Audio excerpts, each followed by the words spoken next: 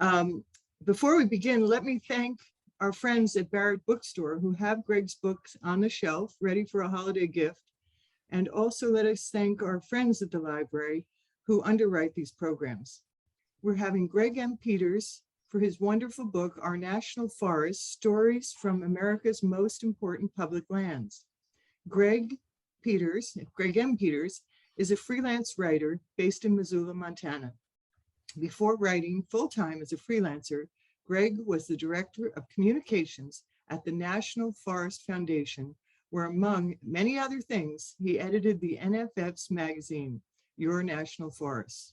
His writing has appeared in National Parks Magazine, High Country News, Down East Magazine, Big Sky Journal, Outside Bozeman, and Adventure Journal.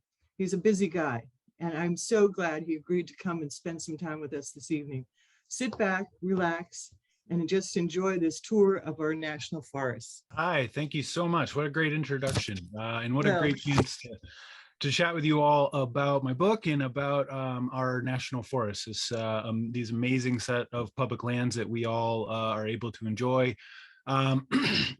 So I just wanted to start real quickly with this slide for my presentation that highlights some of the things that I like to do out on our national forests. All three of these photos are from national forests here in Montana, where I live. That is my dog Murphy and I doing some skiing out on the Lolo. That is me backpacking just this past September on a 3-day trip I was able to take with a good buddy of mine. And then that last photo is what feels like a lifetime ago, but was a trip that I did through the Bob Marshall Wilderness on the Lewis and Clark Flathead National Forest here in Montana, where we hiked in these little mini pack rafts for a couple days and then spent 4 days floating out the South Fork of the Flathead River. It was just a spectacular experience. So a little bit about me, some of the things I like to do.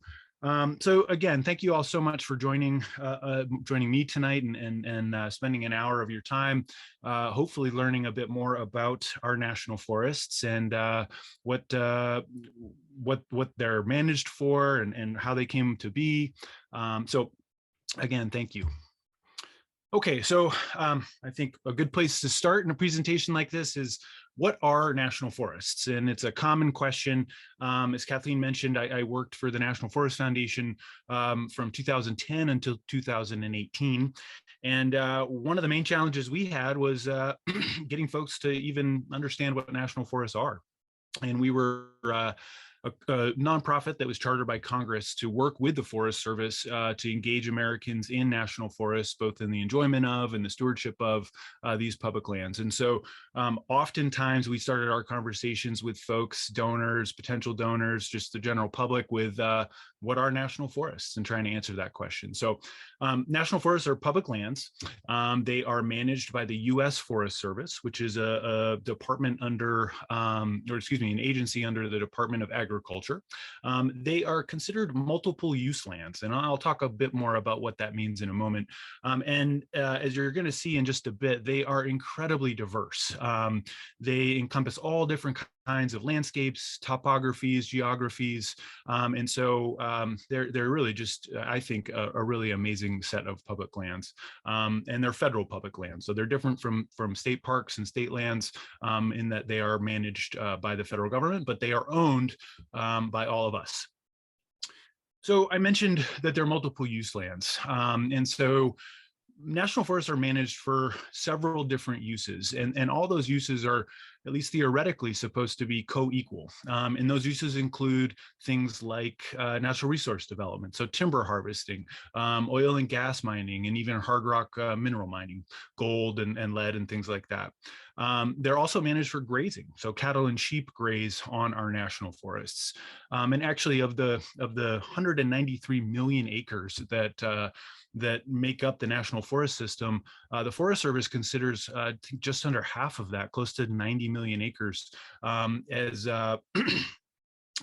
grazing lands. So it's a big component of the national forests, even though we tend to think of them as forests. They're also, of course, managed for recreation, and that is how most of us get a chance to experience them. And I just highlighted some of the things I like to do on them in that opening slide. And they're managed for non-motorized recreation, for motorized recreation. They're managed for wilderness values and characteristics. And wilderness is a designation that Congress imposes on public lands. I'll talk some more about this in a little bit as well. And you can't even ride a mountain bike in wilderness. You have to go in there on foot or on a horse. You can't use a chainsaw.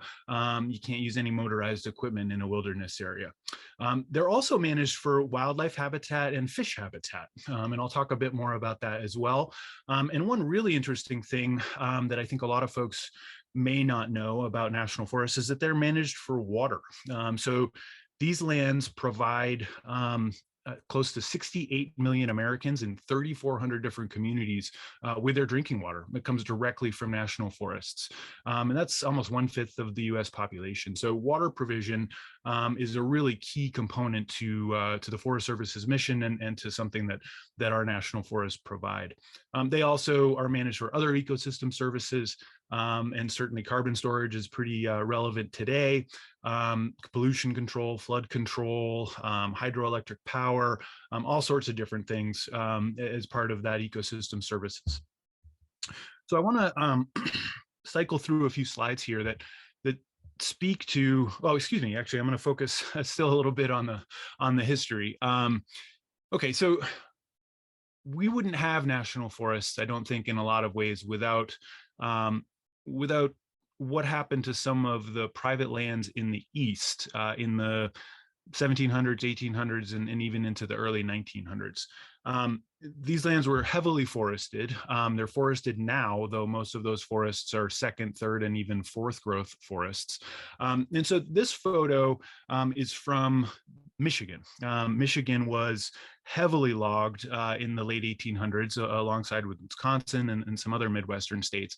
And when folks in the federal government saw what was happening to some of these eastern forests, they recognized a need to prevent that from happening out west.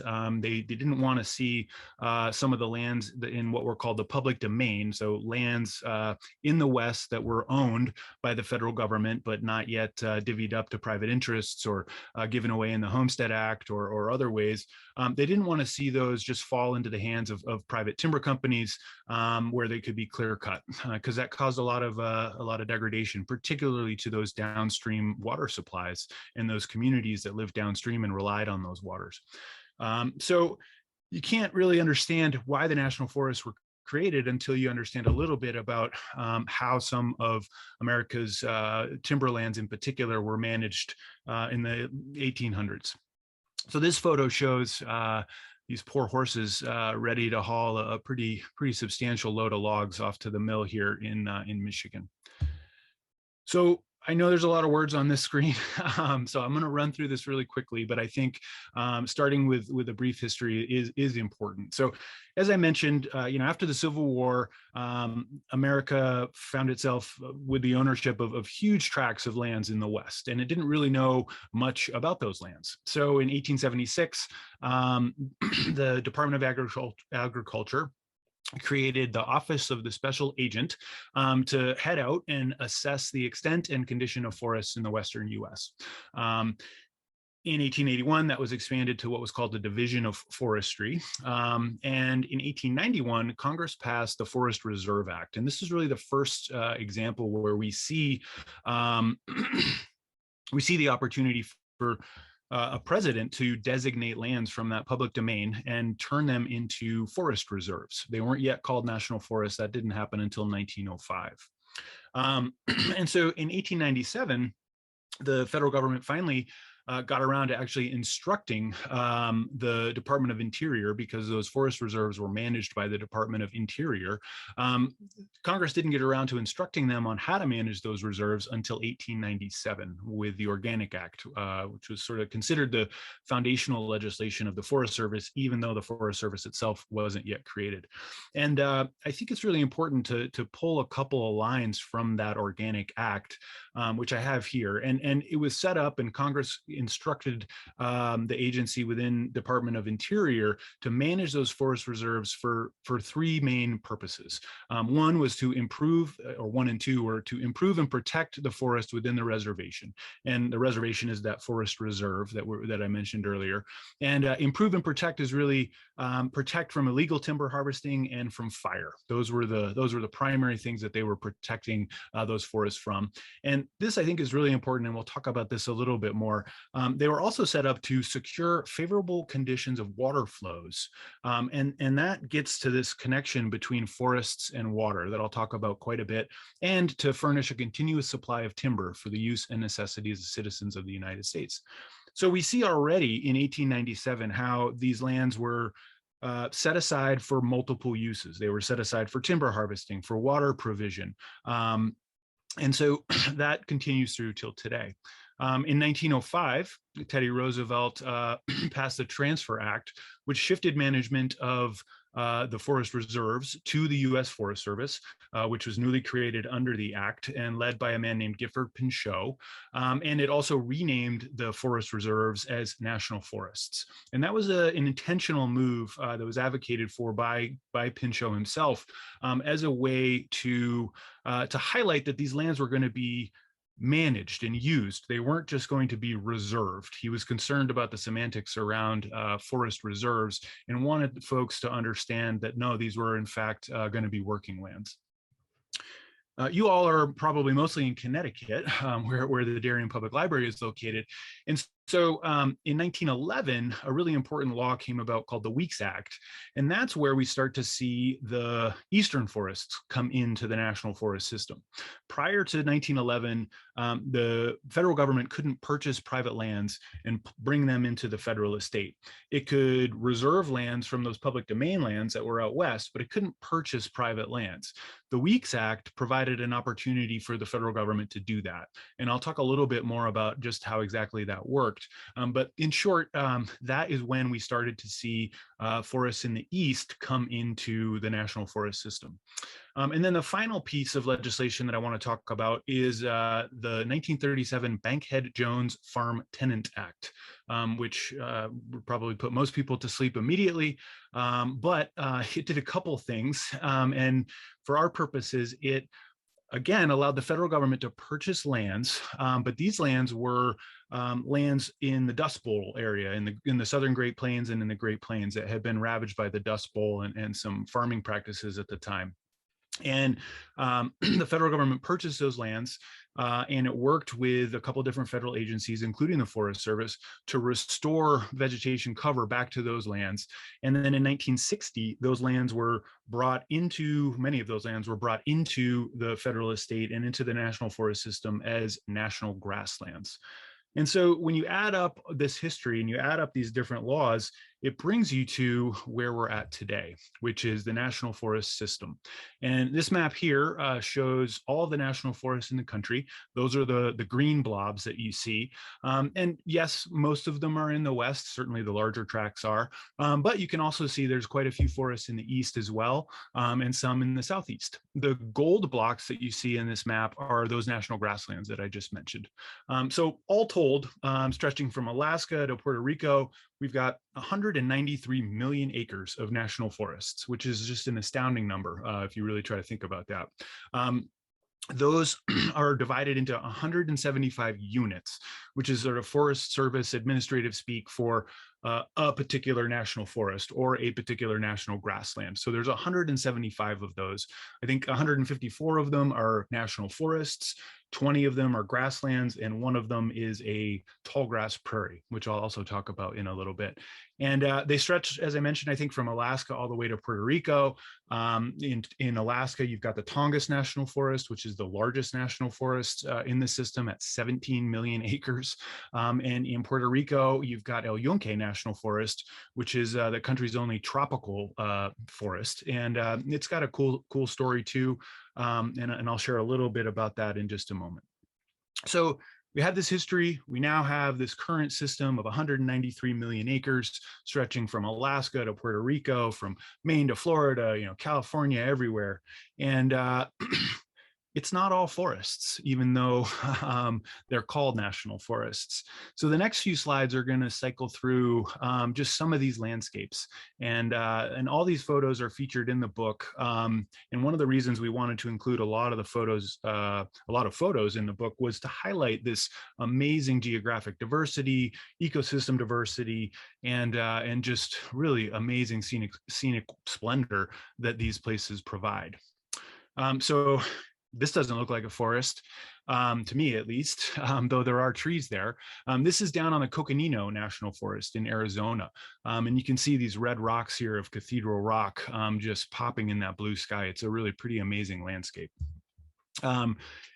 South of you in Florida, in central Florida, there's the Ocala National Forest, which is the most southern national forest in the system aside from Puerto Rico. And this is a freshwater spring called Silver Glen Springs that bubbles up and provides freshwater habitat and overwintering habitat for manatees that come in from the ocean, recreational opportunities. And the Ocala was actually one of the first forests established east of the Mississippi River. And it was established before the Weeks Act, actually, because there were public domain lands in the East, just not as many. And actually, Theodore Roosevelt was the one who established this in I think, 1908. Again, I had mentioned grasslands. This is the Dakota prairie grasslands that covers a lot of South Dakota and North Dakota. And there are no trees here.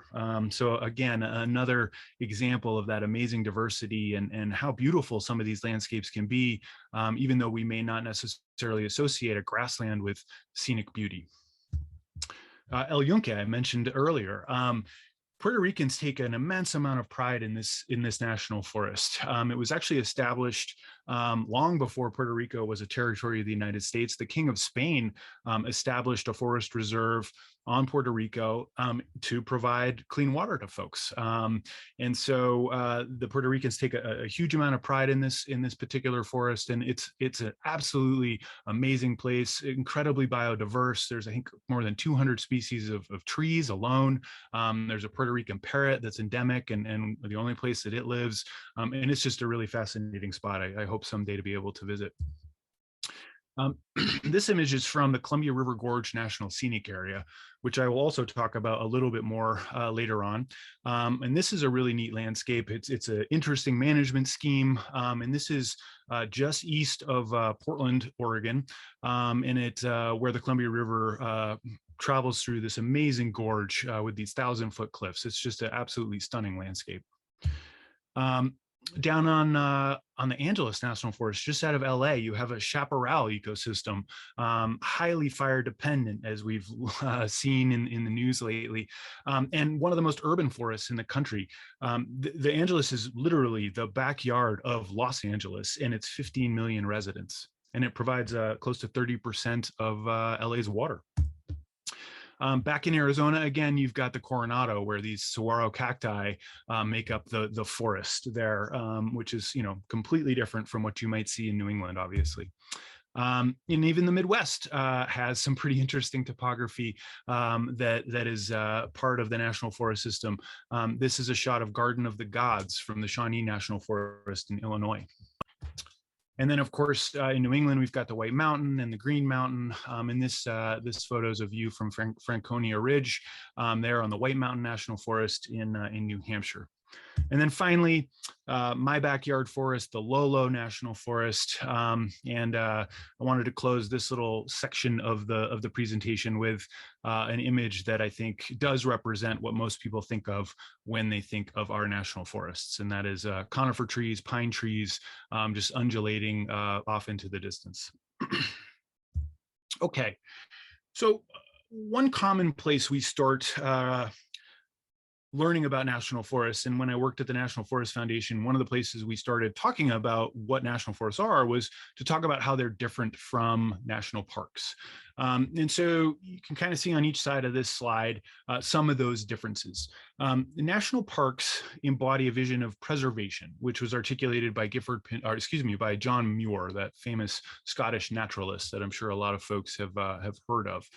National forests embody that vision of conservation, as articulated by Gifford Pinchot. And I'll talk a little bit more about what he meant by conservation. But really, it comes down to National parks are managed to preserve ecosystems, to preserve wildlife populations, to preserve views, and to preserve recreational opportunities. Whereas our national forests, as I started talking about, are managed to provide things, to provide timber, to provide recreational opportunities. They're managed as working landscapes with all these different multiple uses all playing their role. Uh, the Forest Service was established about a decade before the National Park Service, so it's got a little longer history of managing public lands, 1905 versus 1916. The Forest Service, as I mentioned, is part of the Department of Agriculture, whereas the National Park Service is part of the Department of Interior.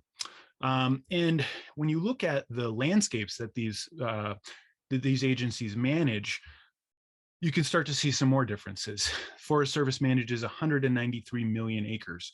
The national parks comprise about 85 million acres. And I think we tend to think of them as these huge landscapes and this huge set of public lands, but in reality, they're only just less than half of the size of the national forest system. To manage those landscapes, the Forest Service has about 30,000 employees, whereas the Park Service has, again, less than half of that at 12,500. And then if you look at some of the recreational opportunities on these landscapes, again, you start to see some pretty stark differences. There are close to 160,000 miles of trails on national forests. Of those, about 100,000 miles are hiking trails, non-motorized trails. 60,000 miles of them are designated for ATVs and motorbikes and things like that. And 31,000 of those are in wilderness, which I will talk about again in a little bit. By contrast, the Park Service, based on the latest or the most recent statistic I could find, has about 12,000 miles of trail. And the road system on national forests is absolutely immense. There's more than 350,000 miles of roads crisscrossing these public lands. That's 11 times the size of the interstate highway system. While roads certainly play an important role in national parks, it's just a fraction of the system. So these are just a few differences that I wanted to highlight between national parks and national forests. And as I mentioned at the top here of this particular section, we've got John Muir and Gifford Pinchot. And here's a photo of both. And John Muir was this American-Scottish naturalist, passionate writer about nature, helped found the Sierra Club, and really had this concept that if human beings would just get out of the way and set aside public lands or set aside lands, they would take care of themselves.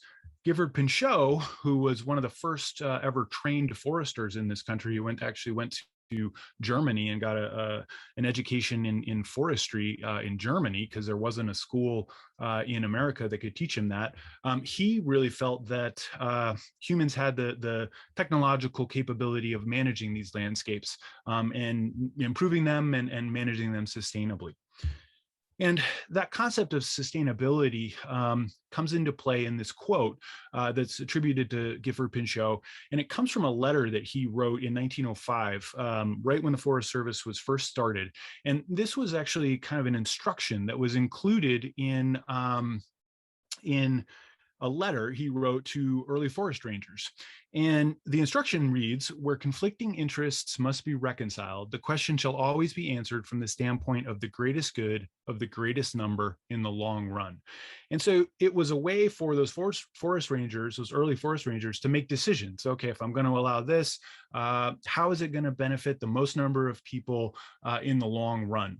And Pinchot borrowed this concept from an English philosopher named Jeremy Bentham, who created the concept of utilitarianism, which basically is a moral philosophy that says something is good when it benefits the most people that it can benefit. And so Pinchot borrowed that, he adapted it a little bit, and it became a foundational principle for the Forest Service and for how national forests should be managed. Whether they've actually been managed in that way is an open question. I'm not going to get into that now, but that at least was his sort of guiding philosophy in terms of how the forest should be managed when he was the first chief of the Forest Service back in 1905. Another way that national forests and national parks are connected but different is also something that folks may not know. Many national parks are either bordered entirely or somewhat by national forests. And there's a list here that you can read at your leisure. But I also want to point out this image here, because I think it really highlights just how these national forests can really surround and envelop and buffer national parks. So in the center of this image, in the darker green, you've got Yellowstone National Park, and then down just below that, you've got Grand Teton. And if you notice, the lighter green completely surrounding that is 5 different national forests: the Custer Gallatin, the Shoshone, the Bridger Teton, the Caribou Targhee, and the Beaverhead Deer Lodge. And those forests are in 3 different states: Montana, Wyoming, and Idaho. And collectively, this landscape is called the Greater Yellowstone Ecosystem. And the Forest Service and the National Park Service work together in a lot of ways to manage this ecosystem.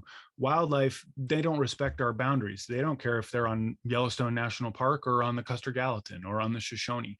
And so the Forest Service and the Park Service work together to manage this landscape as a unit in a lot of ways. And I think it's just really representative of how our national forests work in concert in a lot of ways with our national parks, even though they're different. I think this photo is just absolutely stunning. It's the Maroon Bells, often considered some of the most photographed mountains in the country. It's on the White River National Forest in Colorado. And I included it because I think it's a great way to kind of wrap up this, how national forests are different than national parks. National parks get a lot of the attention. They get a lot of the Instagram posts and the Instagram likes and the Ken Burns documentaries. But I think this image certainly, to me at least, suggests that there are as equally stunning vistas on national forests as there are on our national parks. Okay. At this point, I want to start talking a little bit more about the book specifically. I'm going to work through each of the chapters in the book briefly, just a couple of slides each, and tell a little bit about the stories that I tell in those chapters. So the first chapter is called No Forests, No Water, the story of our Eastern National Forests.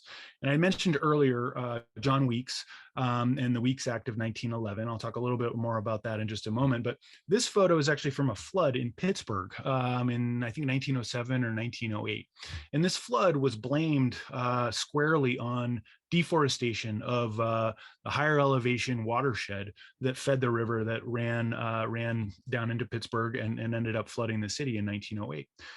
There's been a long running understanding in all different human civilizations, from ancient Greece and Lebanon up through today, that forested watersheds, or that forests, produce clean water. And that is true today. It was true then.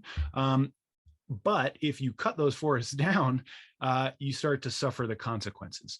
And that was what happened in the East. I showed that image in Michigan, talked a little bit about water and how 68 million Americans get their water from national forests.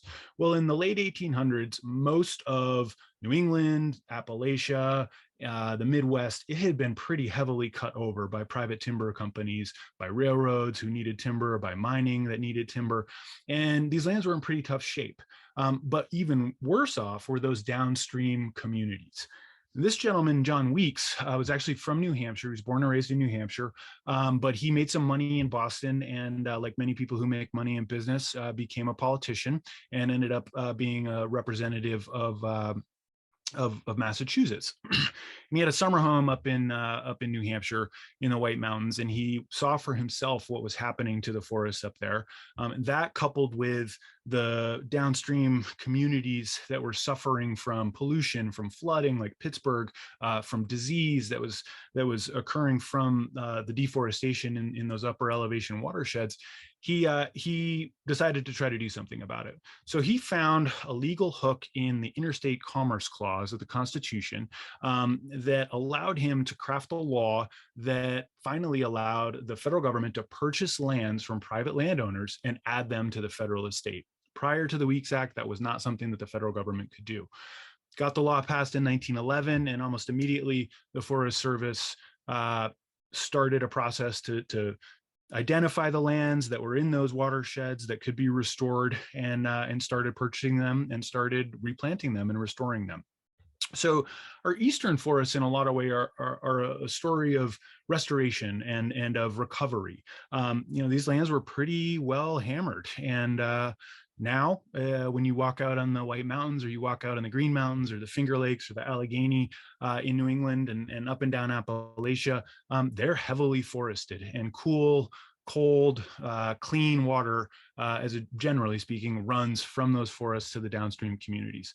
So a lot of that credit goes to John Weeks, but also to others in the government who saw that opportunity and capitalized on it as well. Of course, humans aren't the only ones who rely on clean water. I was fortunate enough at one point a couple of summers ago to be paddleboarding on a lake on a national forest, and this bull moose wandered over and drank from the lake for, I don't know, gosh, a minute maybe straight. And I happened to have a telephoto lens with me and my camera, and was pretty happy to shoot some photos of him quenching his thirst. Okay, well, obviously, in order to replant a forest, you need seeds. And so the second chapter of my book goes into the history of the Forest Service's reforestation program, how they collect cones, how they turn those cones, how they get the seeds out of those cones, and then how they grow and replant trees. Most of the time they do this these days because of wildfires. Certainly you've heard a lot in the news about the wildfires, particularly here out west. They also occur in the east, obviously, but there were some bad ones down in North Carolina a few years ago, you might remember, near Great Smoky Mountains National Park and the surrounding national forest there. So how does the Forest Service do this, and where did this initially get started? Well, it got started actually in a pretty unlikely place by a fairly unlikely person, perhaps. Got started by this man, Charles Bessey. And Charles Bessey was a botany professor at the University of Nebraska in the early 1900s. And he was convinced that the Great Plains once were forested. And so he got the ear of some folks in the Forest Service and said, hey, I want to try to plant trees in the Great Plains. Can you help me out? And they said, yeah, we could probably do that. So he found some land through a colleague of his at the University of Nebraska, and they started this planting experiment, trying to see if they could, in fact, reforest the plains. And that was really the initial start of the Forest Service's reforestation program, a program that has grown today to include 6 nurseries that the Forest Service manages around the country, dozens of cone orchards where the Forest Service grows trees specifically to harvest those cones. Those trees are all grown in specific plots. Their elevation of the mother tree is noted on the particular tree, where it used to grow up in the wilds. And so the Forest Service can track from those cones where the seeds are from, what zone, what elevation, what species, all that kind of stuff. And then when they grow those seedlings that you saw in that opening slide, they know exactly where to send them when a project arises and they're needed on the ground. And today, actually, in Nebraska, on the Halsey National Forest, there is a forest there. There's a national forest in Nebraska, and the Halsey National Forest is considered the second largest hand-planted forest in the country, actually.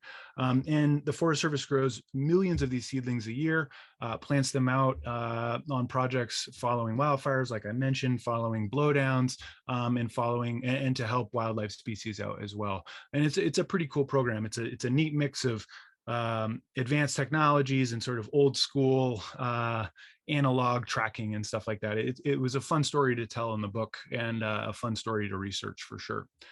The next chapter in the book talks about our national grasslands, which again are really a story of restoration. You're maybe starting to see a bit of a theme here. And so, the Dust Bowl happened, obviously, and it ravaged the Midwest. It ravaged the Great Plains, particularly the southern Great Plains. Farming practices plowed up that topsoil. Drought came, that topsoil blew away, and you ended up with scenes like this. I think this is from Oklahoma, I believe, from 1938. And so when the Bankhead-Jones Farm Tenant Act was passed in 1937, the Forest Service started, the federal government started purchasing some of those lands and started revegetating them in partnership with an organization called the Soil Conservation Service, which is another agency in the Department of Agriculture. Now it's called the Natural Resources Conservation Service. But nonetheless, they started restoring those lands. And in 1960, as I mentioned, those lands were brought into the National Forest System. And the Forest Service had a long history of managing grazing. And it's one of the things that happens on national grasslands now. They're leased out to ranchers to graze. And in fact, back in the early 1900s, long before the Bankhead-Jones Act, the Forest Service was one of the first federal agencies to actually implement grazing rules and management on public lands that had previously just sort of been free for all in terms of grazing. So they had some history of this, and it made a lot of sense to bring those grasslands into their purview and their management. Medewin, you saw the title slide, From the Dust Bowl to Medewin. It's a little bit of a different story. This is a 20,000 acre tract of land that is just south of Chicago in Illinois. It's near Joliet, Illinois. And it too is very much a story of restoration and redemption. For decades, the Department of Defense actually maintained a huge munitions factory on Medewin. It's called the Joliet Arsenal, actually, and this is an aerial photograph of the Joliet Arsenal. It looks absolutely nothing like a tallgrass prairie, obviously, and today Medewin looks a lot more like a tallgrass prairie than this picture depicts, though it's still a work in progress. So in the I think the 1970s, the Department of Defense decided that they no longer needed Joliet Arsenal, and so they ended up giving 20,000 acres of that landscape to the Forest Service, which started a process of restoring a tallgrass prairie. And they're really doing this by hand. It's an amazing effort. They have volunteers who come. They harvest seeds from these seed beds that they've planted, from these precious tallgrass prairie plants that they've sourced. They then sort those seeds. They prep them for planting the next season. Those volunteers come out, youth crews come out, inner city kids from Chicago come out, and they all lend a hand replanting this tallgrass prairie. And lest you think, planting a tallgrass prairie is easier than planting a forest, there are over 300 species sometimes of plants in 1 acre of a tallgrass prairie. So just imagine trying to hand plant, 300 species in an acre, and then multiply that by 20,000, and you see the challenge that the Forest Service has in restoring Medewin back to a natural tallgrass prairie.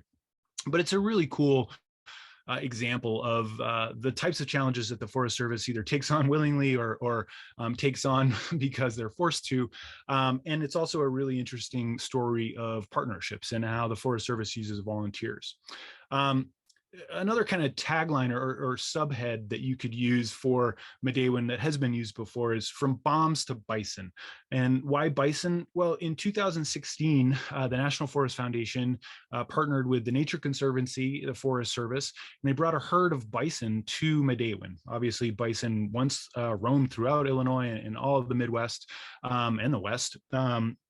And the Forest Service was curious as to if bison could help restore the prairie on their own by the way that they forage and they eat grass.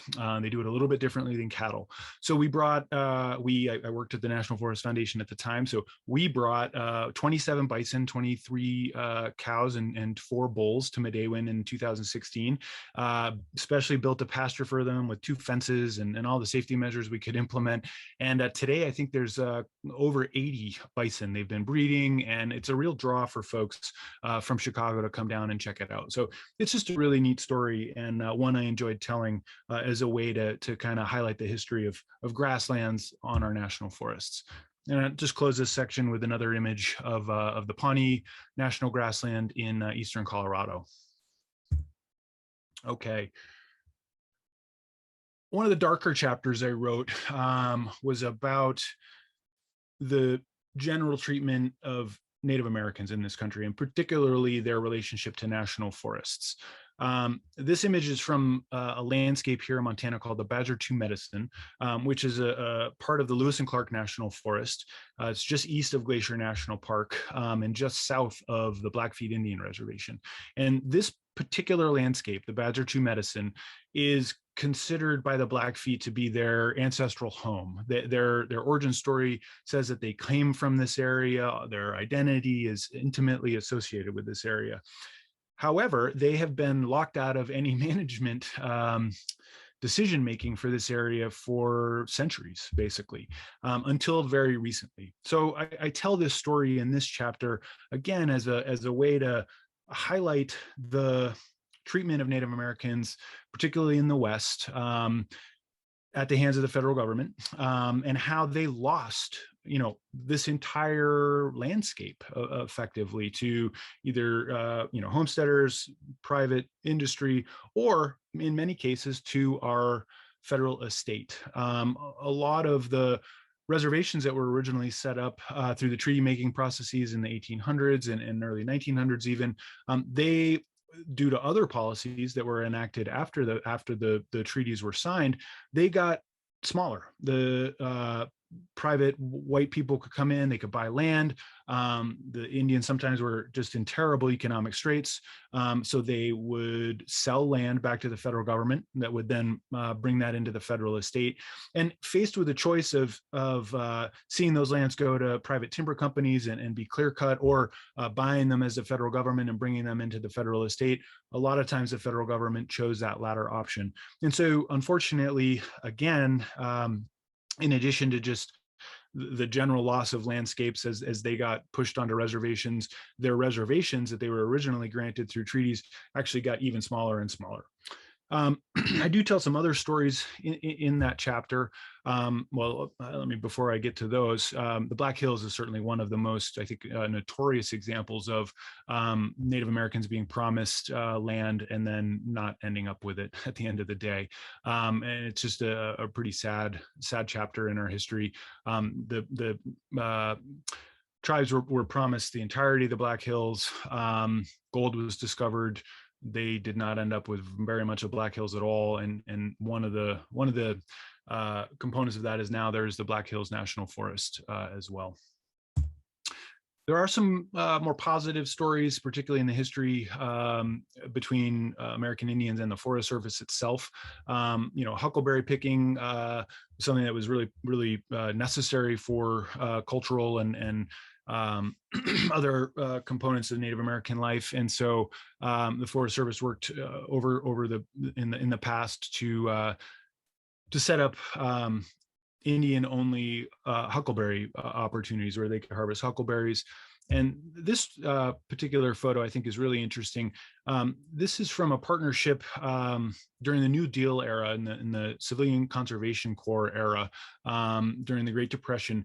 And the Forest Service worked directly with Native American tribes or Alaska Native tribes up in Alaska to restore totem poles that had fallen into disrepair. And so it was an all Native Alaskan CCC crew. And some of the old carvers were able to restore these totem poles and share their knowledge and their carving knowledge with the younger generation. And it was just a really neat story. I drew a lot of the stories for this particular chapter from a gentleman named Theodore Catton, who wrote a book published by, I think, the University of Arizona Press called American Indians and the National Forests. So if folks are interested in learning more about this particular topic, I'd highly encourage you to check that book out. Okay, moving on to a little bit lighter topic, and one I think that's probably relevant to a lot of the folks on this presentation right now, crowd control, how the Forest Service manages recreation. And just, I love this historic photo here of campers and travelers register here. This is certainly something that we still do when we end up on a national forest. You'll see that kiosk. You'll see at a campground, you need to fill out your little form and pay your $10. And that hasn't changed a whole lot in the decades from this photograph. Another thing that hasn't changed a lot in the decades is parking. If folks head up into the White Mountains, for example, and they go to a popular trailhead or maybe somewhere up on the Kenkamangas Highway, you're going to run into some pretty serious parking issues. Our national forests are really, really popular, and they become even more popular with COVID. Indoor spaces have become at least perceived of as less safe as a result of COVID, and outdoor spaces have become more safe. And so Americans have been flocking outdoors.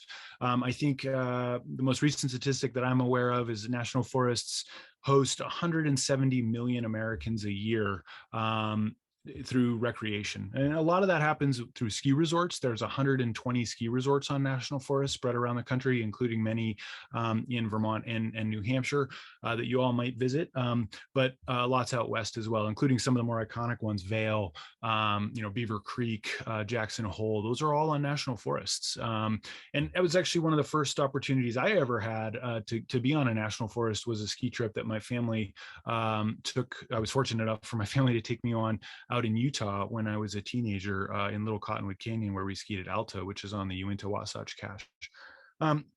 So in this chapter in particular, I talk about how the Forest Service manages recreation. They have kind of a relatively hands-off approach to managing recreation. It's very different than the Park Service. There's no entrance gate that you have to go through to get onto a national forest. There's no ranger that you have to, check in with for the most part. Some areas that are extremely popular or wilderness areas where the Forest Service is managing for solitude or other wilderness characteristics, you might need a permit. But as a general rule, you can pretty much head out on a national forest and do just about whatever you want out there from a recreation standpoint. Whether that's a good thing or a bad thing is another debate that I'm not necessarily going to get into, but I do think it's incumbent on, and the Forest Service certainly thinks it's incumbent on the recreational community to instill that good behavior in recreationists and to make sure that they're out there behaving responsibly. Okay, I'm running a little bit short on time, so I'm going to slide through a couple of these. Again, backcountry skiing. If you don't like the ski resorts, but you want to get up and do your thing, it's an amazing opportunity on national forests, particularly in the northern half of the country. Hiking in the Green Mountains. Certainly, I'm sure a lot of folks listening today have done that. This is a photo of some backpackers beneath the Chinese Wall on the Bob Marshall Wilderness here in Montana. And some folks probably have ridden this train. This is the Cog Railway that runs up White Mountain to the top, up Mount Washington to the top of Mount Washington there in the White Mountains National Forest. And roads, I mentioned roads earlier. This is just a pretty picture of a forest road in the Sawtooth Mountains in Idaho. And not only do roads provide that access, but they also provide recreation opportunities of their own. And if you look, you can see up high, that road just keeps winding and going up into that basin. Okay. Oh, one other scenic byway. Not all the roads are dirt, on national forests. A lot of them, I think there's 11 formal scenic byways. This one happens to be down from the Cherokee and Nantahala National Forests in Tennessee and North Carolina, where they get some fall colors that rival those of New Hampshire. Okay. Capital W Wilderness. And I might actually end because I want to make sure we leave some time for questions. So wilderness is a designation that Congress imposes on a set of public lands. It has to go through Congress. The Forest Service can't designate something wilderness. A president can't designate something as wilderness. Only Congress can do that. And so I call that capital W wilderness because, there's wilderness, which is just a wild landscape as we might understand it, but capital W wilderness are those designated wilderness areas. And this photo is from the Superior National Forest from the Boundary Waters Canoe Wilderness Area, which is the most popular wilderness area in the country, actually, in terms of visitation. And it's just an amazing landscape, close to 1 million acres, thousands of lakes, just incredible. So what can you do in wilderness? What can't you do? Well, you can't take a motor. You can't take a mountain bike. You can't take a chainsaw. You have to take either hiking boots or a horse or a mule. And the Forest Service has to do that too. When they manage these landscapes, which they don't do much because they're generally left unmanaged, they have to go in there with crosscut saws or with a mule train and a horse train and bring in supplies to build a bridge or something like that. So they're subject to the same rules that we are. Couple photos here of just some amazing wilderness areas. This happens to be from Washington State. This is from West Virginia, the Dolly Sods Wilderness on the Monongahela. And this is the Frank Church River of No Return Wilderness in Idaho, through which the middle fork of the Salmon River runs. Just a stunning landscape. The story that I tell in the book about wilderness really focuses on three gentlemen who worked for the Forest Service back in the 1930s and 1940s, who really helped establish the concept of wilderness. They pulled some administrative strings when they could in the roles that they had in the Forest Service to manage landscapes as wild landscapes without recreational infrastructure, and they really kind of helped build the wilderness movement and helped institutionalize the concept of wilderness and the way the Forest Service could manage for wilderness within the National Forest System. Of course, this is from Alaska, which just has most wilderness of any state in the country, and is just absolutely stunning. Okay, oh, one more here, the Selway Bitterroot, just in my backyard. This is from a backpacking trip I did a couple summers ago up in the Selway Bitterroot. Wildlife, I am going to close after this chapter. Wildlife is another really important component of our national forests. I think one thing that's important to understand is the Forest Service doesn't actually manage wildlife populations. That's left to the states, unless that particular wildlife happens to be on the endangered species list, in which case the feds do take over management. And I use citizen science and this particular project that I got to work on here in Montana, where we spent our winters, our weekend winters, or winter weekends, heading up into the woods on the Bitterroot with roadkill deer legs and motion triggered cameras. And we wired those deer legs to a tree and wired a motion triggered camera to a tree opposite, and we hoped that wolverines would come in and check it out. And what this allowed the Forest Service to do was to realize how many wolverine were on the forest.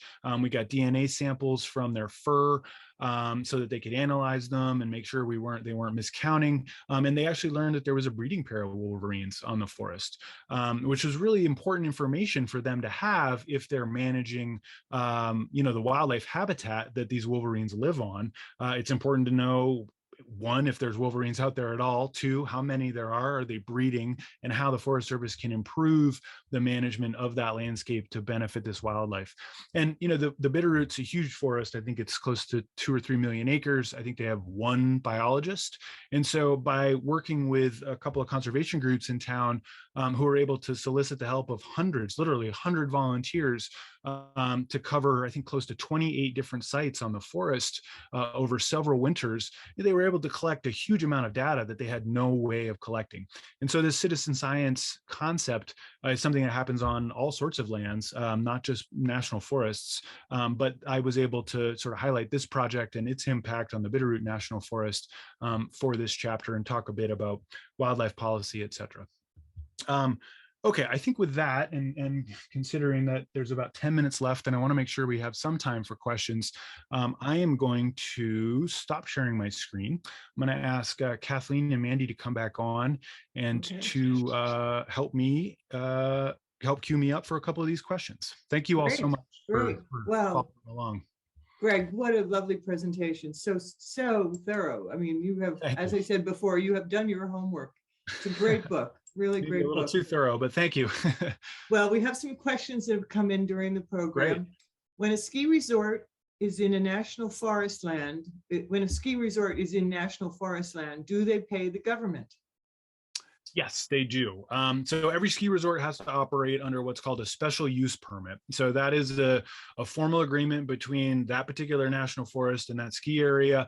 And a lot of the revenue that the ski area, well, I don't know how much of the revenue, but some of the revenue that the ski area earns from their operations does go back to the forest.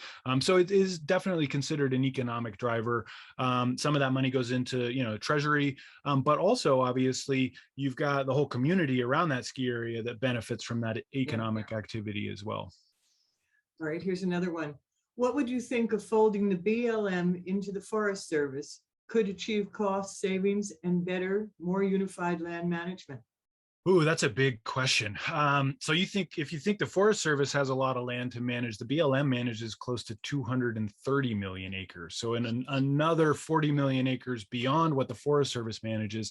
If you brought those together, you'd have close to 400 million acres of land, and pretty different landscapes. So honestly, I don't know that you'd see a lot of cost savings. I think you'd probably see some more bureaucracy and administrative burdens that would actually reduce the quality of management, to be honest with you. But that's just my opinion. I am not an expert on BLM management by any stretch. There's a gentleman who has just asked, whoops, I lost his question. Hold on one sec. I think he was looking for a list of all the national forests. I've lost his question, but I think that was the gist of it. Yeah, there is. So there's a couple different ways to find that. Everybody's best or every high schooler's best friend, Wikipedia, has a list. So you can just Google it. But the Forest Service maintains a pretty nice website, actually, at the national level. fs.fed.us is how you access that. And there's a drop down. You can click every state, and then it comes up with a menu of the different forests in that state as well. The National Forest Foundation has a list of all the national forests with the write-up of each one as well, and a short description. So yes, there are a few of those out there, and they're all fairly accessible thanks to the magic of the internet. Okay, and here's one. Do you think the use of the national forest will change as we move forward in time? That's a great question. Yes, and here's why. Because of some laws that were passed in the 1970s, the National Environmental Policy Act, the National Forest Management Act, that all have these acronyms, there are public input processes baked into every level of management that the Forest Service has for national forests. So from forest planning stage to project implementation stage, a 2,000-acre timber harvest, to planning the next 15 years of management for a particular national forest, there are opportunities for the public to get engaged, whether that's you as a citizen voicing your opinion, or whether that's you working through and supporting a stakeholder group, a wildlife group, a bird group, a recreation group, whatever it might be. There are opportunities for public engagement and public participation. So if the public wants to influence how our forests are managed into the future, they have those opportunities to do so. It can be slow, it can be a little grinding, it can be a little frustrating, but I think it's pretty special part of the national forest system that there are so many opportunities for public comment out there, and for voicing what you think and how you think our national forest should be managed. So I think if we can get that engagement, if we can bring those diverse voices, if we can all participate in those opportunities, I do think land management, national forest management can change over time for sure. We have a question about invasives. How does the National Forest Service manage invasives, plants or animals?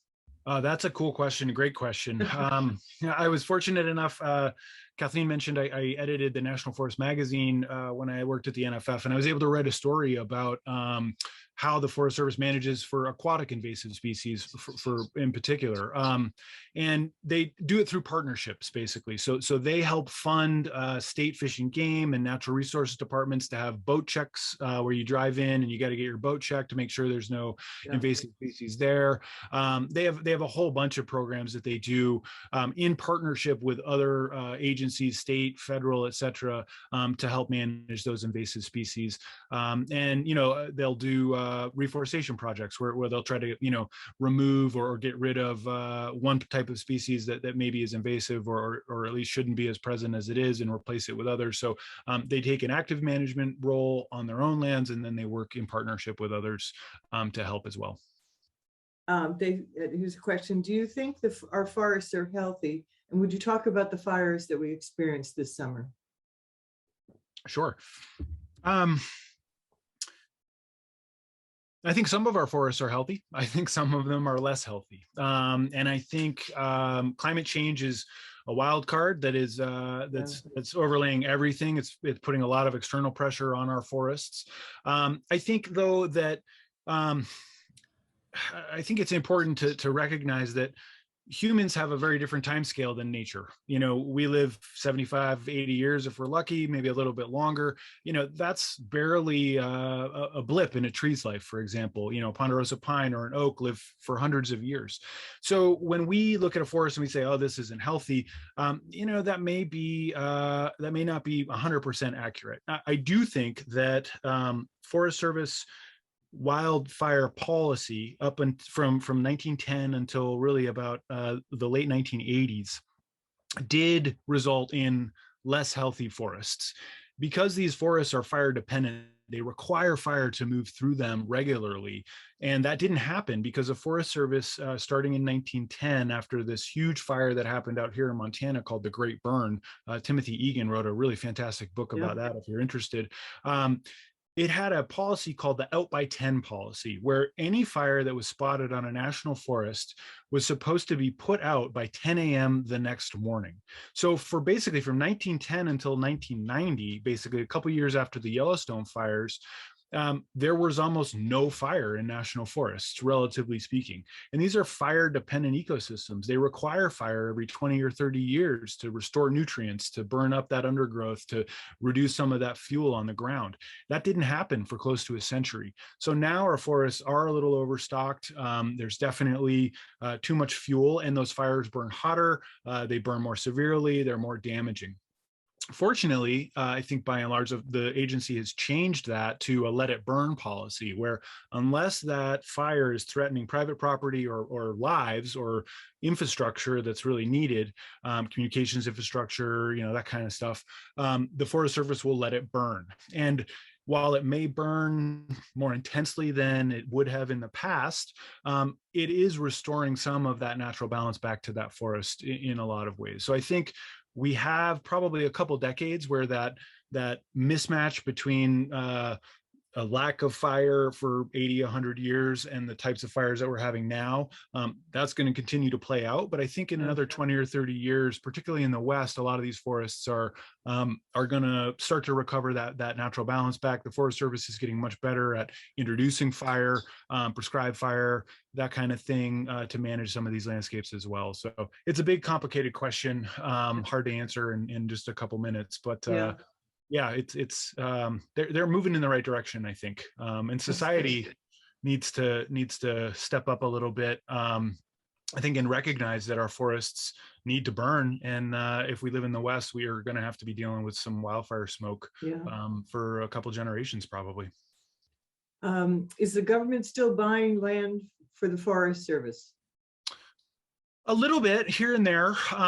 They are often doing more land swaps. So there are private inholdings within national forests. And so the government may approach some of those landowners and say, hey, how about you give us your 320 acres here in exchange for 320 acres over here that's on the border or on the edge. So there are land swaps. They're not buying a ton of land. There's the Land and Water Conservation Fund, which is funded by offshore oil and gas taxes, that was just finally funded fully by Congress. So the federal government can use that to purchase some lands. It's mostly conservation easements. A lot of it goes to the states to purchase lands for recreation opportunities and access. In Maine, where I grew up, and this does happen, I think, still quite a bit, and certainly with some of the national parks, private people, Roxanne Quimby, for example, purchased pretty large tracts of Maine and land in Maine, and then donated it to the federal government, which established Katahdin Woods and Waters National Monument up in Maine, which is now public land. They didn't buy it from her; she bought it and then donated it, but they obviously have to pay for the maintenance of that. So that does happen still to this day, and Acadia, Grand Teton, a lot of different national parks came from private landowners, particularly John Rockefeller, in those instances, who donated that land to the federal government when he thought it was more valuable as part of the federal estate. Someone asked, what was the building in the photograph of the Columbia River Gorge up at the top? Oh, I think it's called the Vista View House or the Vista House or something like that. Is it a national park? No, it's part of so the Columbia River Gorge National Scenic Area is a really interesting landscape. It's managed by, parts of it are managed by the Forest Service. There's small towns scattered all throughout it. So it's this big complex landscape that's managed in part by the Forest Service. So it's not Park Service. Oregon Department of Transportation, Oregon State Parks, and these different towns also all manage this, and they do it in conjunction with the Columbia River Gorge Commission. And so there are different zones. Some zones are sort of, wild land, sort of natural land. Some zones are, full on community and business and industry. And then there's sort of a middle zone. And that particular, gosh, I've been there. I think it's called the Vista House. And I think it might be part of the Oregon State Park System, actually, because there's all these little pockets of stuff in the Columbia River Gorge National Scenic Area. It's an interesting spot. What a setting. Let me just see. Could you talk about, okay, you talked about burning. Is there a spreadsheet? Yep, we've got that. I think we have one or two questions. Let's see. Do you see a big difference in the treatment of national forests depending on who's in the administration? Yes. Well, that's a hard one to gauge. Yes, I think. But I think there's a big difference in the way in the way administrations want the national forests to be managed, whether or not that actually carries through the 4 years or 8 years of a particular administration and affects how they're actually managed on the ground is a little bit different. I think certainly the previous administration to the one that we have now, it was much more focused on natural resource extraction, on timber harvesting. But because of that public input process that I mentioned earlier, they weren't necessarily successful at actually vastly ramping up timber harvest on national forests because those projects couldn't really get going in the 4 years that administration had sort of control of the political appointees. The Forest Service chief is an appointee, but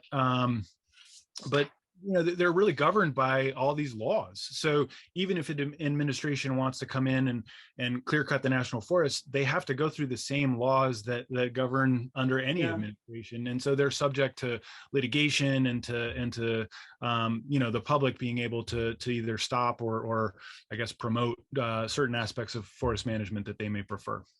All right, last question. Someone wanted to know what is the local national forest in Connecticut, but I think you said there isn't one. Yeah, unfortunately, you are one of the, I think, 7 states that do not have a part of the national forest system. Rhode Island also doesn't have one. Massachusetts doesn't also have one. So you're going to have to drive a little bit up to New Hampshire or Vermont or over to Pennsylvania or New York in order to get to a national forest. Sorry. All right.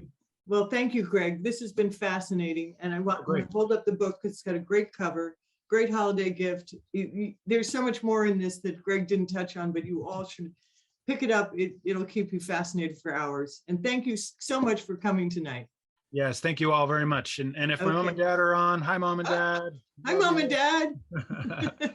Thanks so much, Kathleen. This was a treat. I really enjoyed it. You're the treat. Thanks so much. Bye, everyone. We'll see you soon.